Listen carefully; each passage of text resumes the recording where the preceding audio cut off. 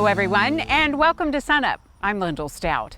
Today we begin by talking about fire ants and hay and how some Oklahoma counties have been added to the quarantine list. Here's SUNUP's Ed Barron and our extension entomologist, Dr. Tom Royer. We're out here talking hay today with our extension entomologist, Dr. Tom Royer. Now, Tom, some counties in Oklahoma were recently added to the fire ant quarantine list. Yes. Tell us about that. Within the last month, Pittsburgh County down in southeastern Oklahoma was added to the list of quarantine counties that have already existed.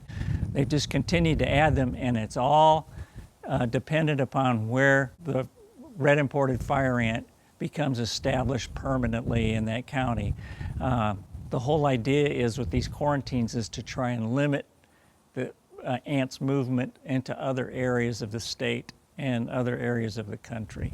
And I always like to say we have the haves and the have-nots. We have those producers in those quarantine counties that have one set of criteria that they have to abide by to market their hay.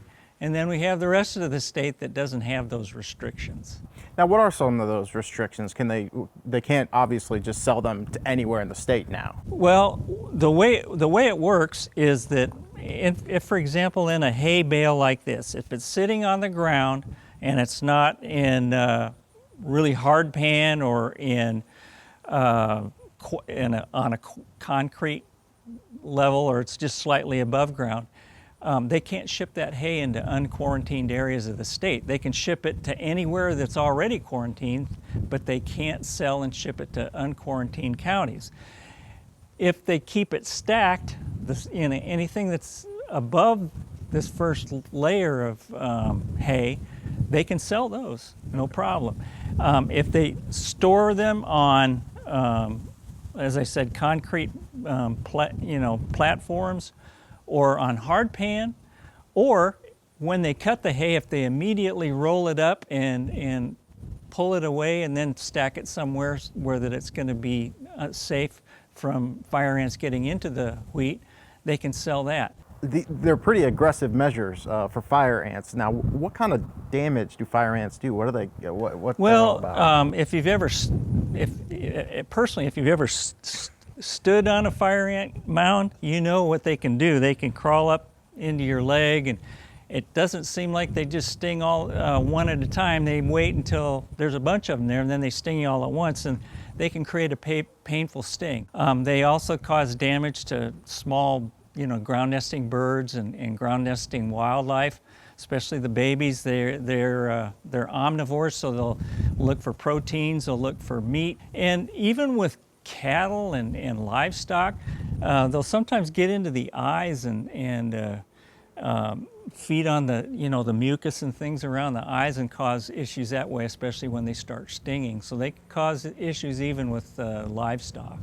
And so folks, if they want to learn more, they can see online. We have some information at our website at Oklahoma State University, and there's a lot of really good information in the southeast because fire ants have been established in the southeast, especially to our neighbors to the south in Texas. All right, thank you very much. Dr. Tom Royer, extension entomologist here at Oklahoma State University.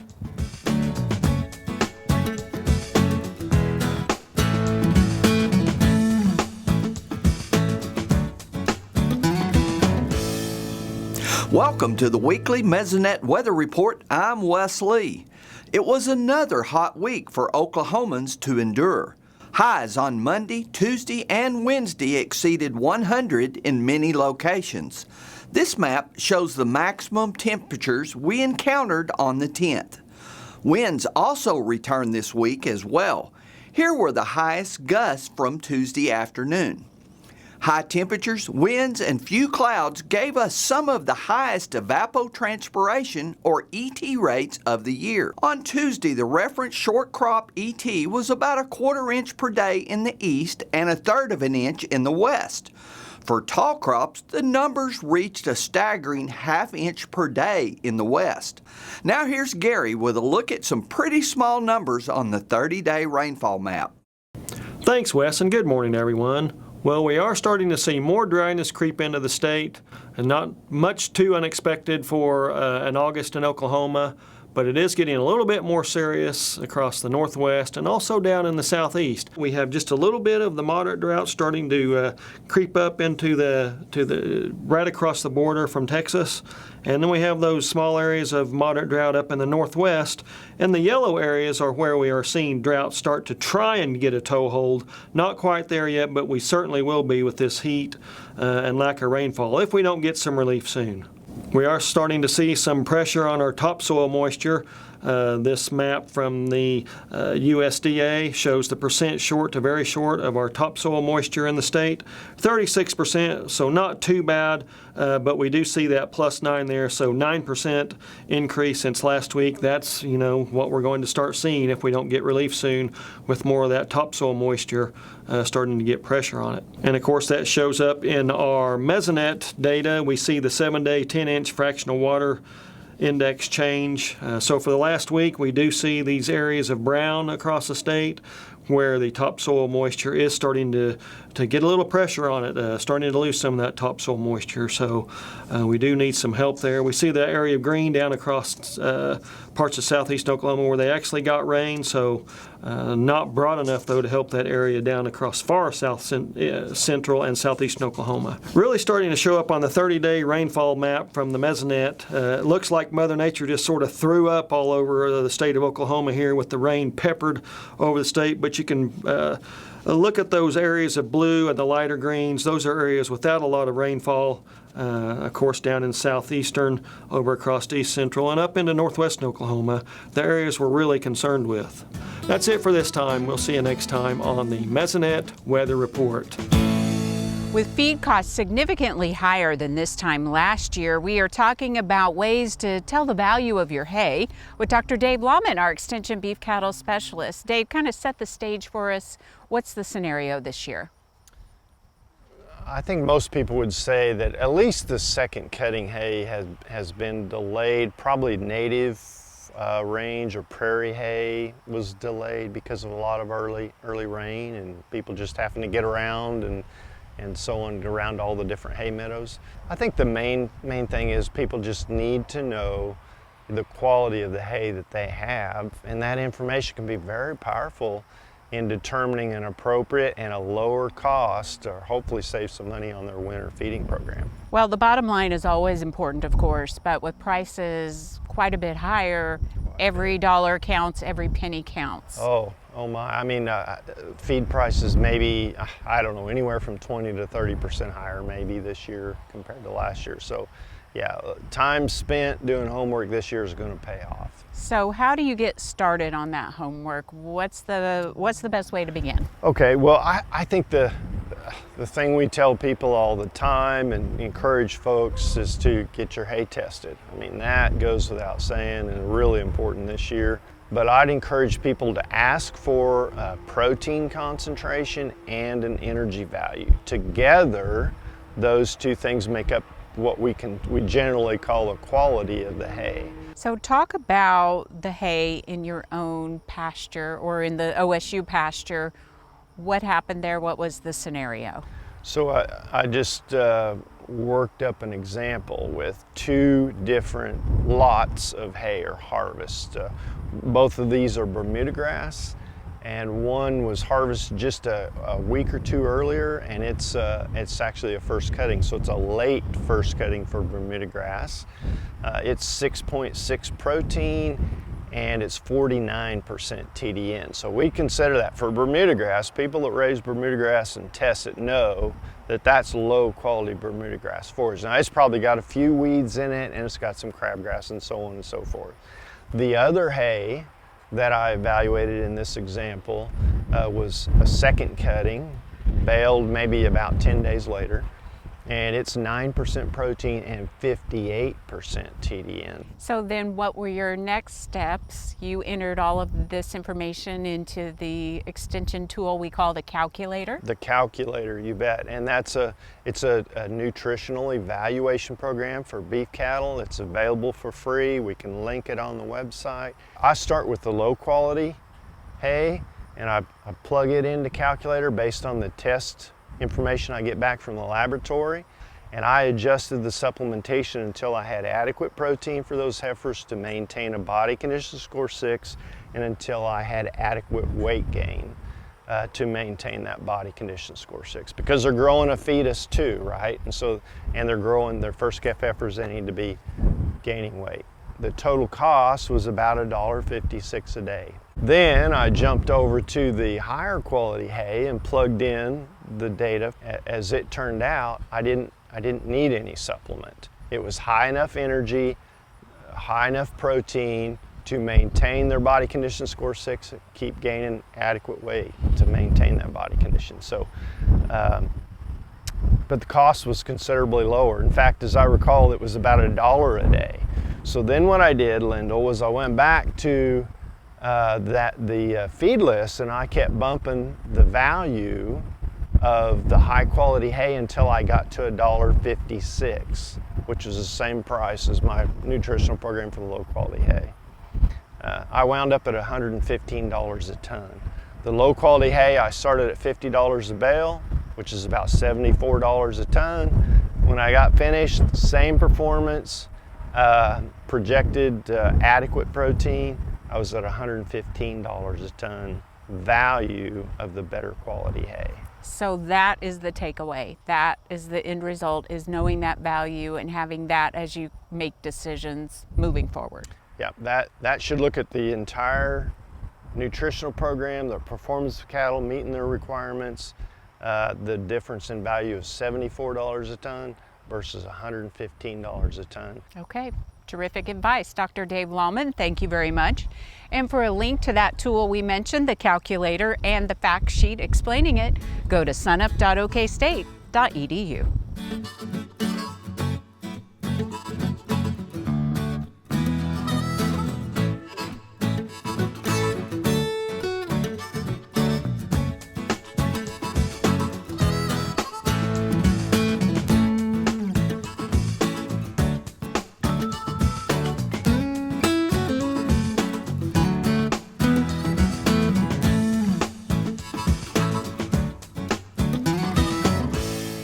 Good morning, Oklahoma. Welcome to Cow-Calf Corner.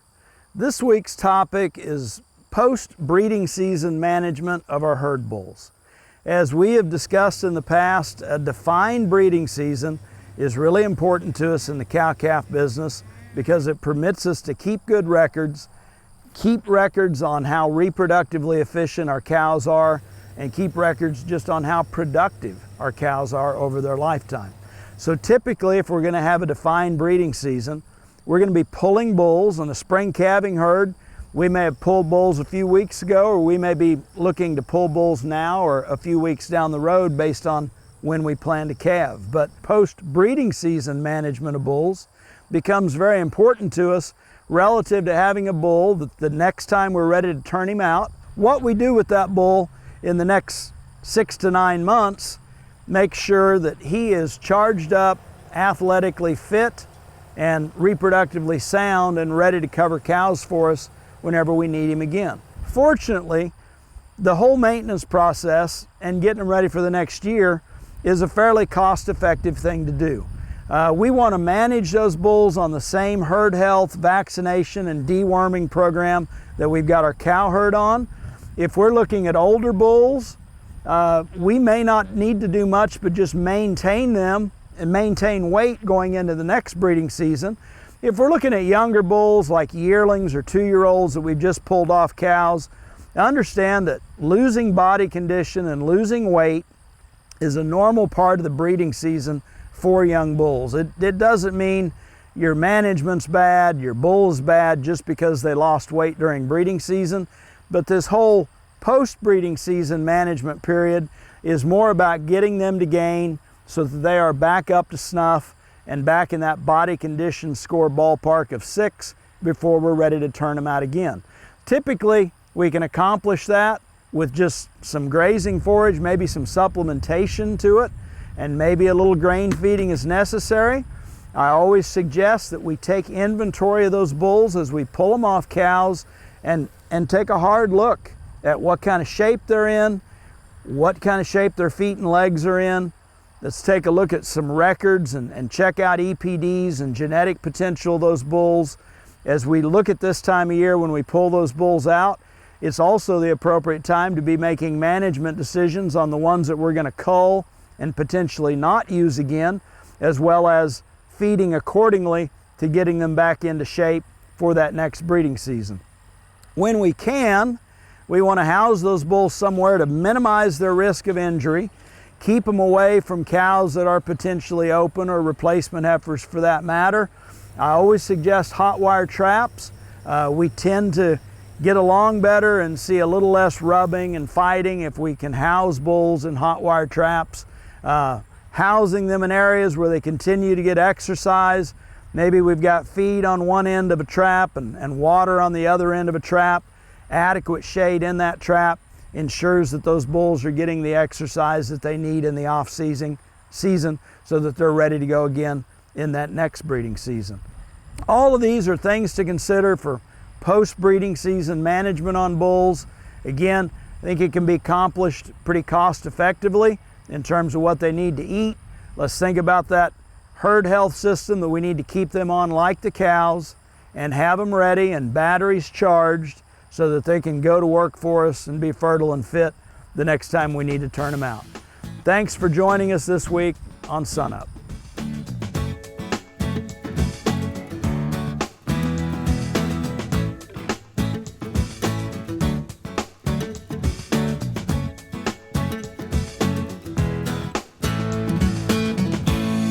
Last time we talked to Derrell, things were looking pretty good, but right now the packing industry is seeing a lot of challenges. What's going on there, Derrell? Well, there's a long-term story here in terms of packing capacity that goes back about 20, really 40 years, I suppose.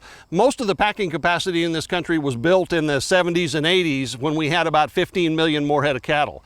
And so for many years, as cattle numbers declined, we had excess capacity, and over time we did reduce packing capacity. So plants went out of business, and we got to a point then in recent years where we've been much closer in balance between the supply and demand, if you will, for packing capacity, and that's become a little bit more of a challenge in recent years. Now, on top of the physical infrastructure problems in the packing industry, there's also a labor shortage. Yeah, labor has been a continuing problem in the packing industry. So yeah, relative to the physical structures that we have, it's been hard for packers in recent years to maintain a consistent, reliable labor supply. Certainly that's been aggravated in the last year and a half because of the pandemic and the continuing broader labor issues in the country. So we've had a real challenge in 2021 with really not having enough packing capacity relative to the supply of cattle that we've had. So what problems are packers seeing in 2021 specifically? Well, what we've had this year is just simply we haven't had enough capacity to slaughter cattle that needed to be processed on a timely basis. And the problem is really the supply side. We've had more cattle that needed, feedlot inventories have been higher relative to that capacity. So when you look at Monday through Friday slaughter in 2021 has been about 91,450 head, and that's 2.7% less than 2019. Not going to compare to 2020 because of the disruptions last year. So, the Monday through Friday slaughter is a little bit less. And what we see, again, to those labor challenges is the fact that Monday is the lowest average day by a little bit. And not only that, Monday is much more variable. So, packers have a constant challenge of just how many workers are going to be there every day, how fast can they run those chain speeds and maintain that capacity. The only real thing that packers have control of is Saturday slaughter. That's their sort of optional day, their discretionary day. They normally use Saturday slaughters at certain times of the year to handle peak loads, if you will, seasonally. But this year we've relied on Saturday slaughter to a much greater extent all year so far. So in the first 28 weeks of 2021, Saturday slaughter has been 31% higher than it was in either 2019 or 2020. Labor obviously doesn't want to do that all year round. And not only that, if you don't take Saturdays off, you have no time to do any maintenance in the plants, or you have less time anyway. And so eventually you're going to have some more additional problems because of that. And will these problems persist into the future? Well, on a short-term basis, we're working our way out of that problem simply because feedlot inventories are declining seasonally.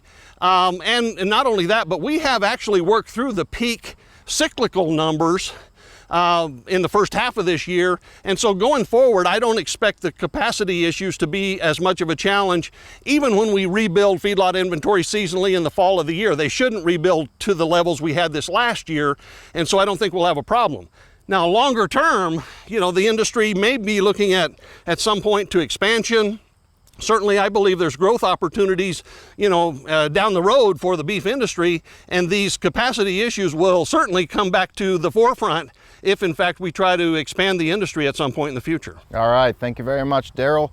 Derrell Peel, Livestock Marketing Specialist here at Oklahoma State University.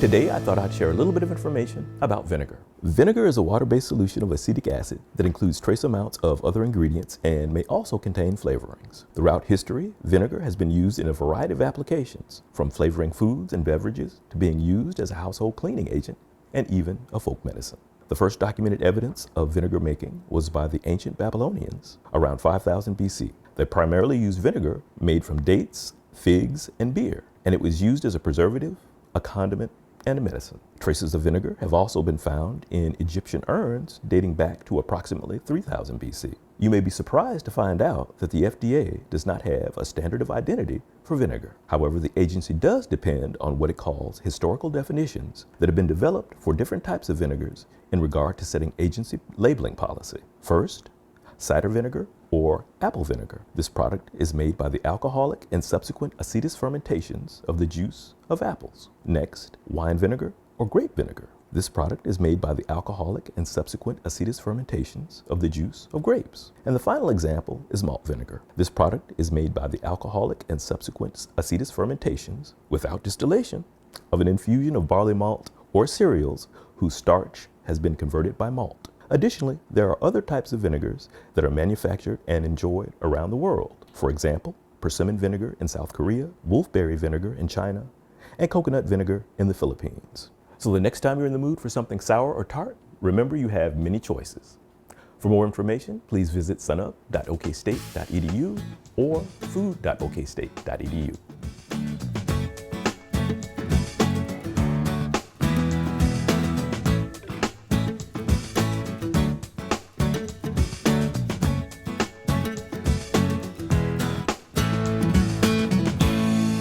USDA just released the August WASDE report. So Kim, were there any surprises? I think there was, especially in the wheat market. You look at wheat production in the United States, they lowered it to 1,697,000,000 bushels. The trade expected 1,723,000,000 bushels, and last month it was 1,746,000,000. You look at hard red winter wheat production, 777,000,000 bushels compared to an expectation of 806, and last month 805,000,000. Winter wheat production at 1,320,000,000.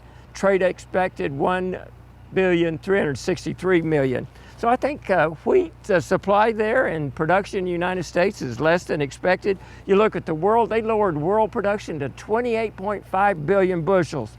Last month it was 29.1 and last year it was 28.5. So we dropped a lot of wheat. Black Sea, 4.2 billion bushels. It was 4.4 billion last month, 4.6 billion last year. Russia, 2.66 billion bushels, 3.1 billion last month, 3.1 billion year before. And Ukraine, 1.2 billion bushels, offsetting some of that lower Russian wheat production there. That's below the 1.1 billion last year. You look at ending stocks, wheat, 627 million bushels compared to 644 on expectations. Hard red winter wheat, 369 million versus 369 expected there, and world at 10.3 billion bushels, down from the expectation of 10.7. So I think wheat came out pretty well on this report as far as price is concerned. So what about corn and soybeans? Well, while wheat report I think was bullish, corn and beans is neutral. You look at the numbers, the trade expected 15 billion bushels, they got 14.75 billion. down from 15.1 last month, so slightly bullish in the production there for corn. Soybean production, 4.339 billion bushels. The trade expected 4.35 billion, so relatively neutral there. You look at the ending stocks for corn, 1.2 billion. They expected 1.3. Soybeans, 155 million bushels. The trade expected 155. World corn ending stocks, 11.2 billion.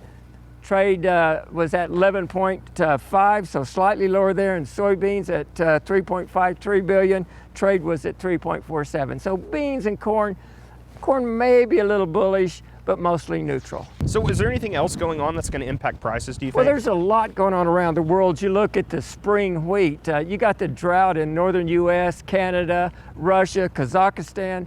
That's decimated spring wheat production for this year. Russia wheat production low there. We talked about that. I think that's extremely important. In France, they're in the middle of the harvest. They're getting rains. Their test weights are well below the required levels. India's harvesting a record wheat crop. They're wanting to export some wheat, and Australia's got a good crop coming on.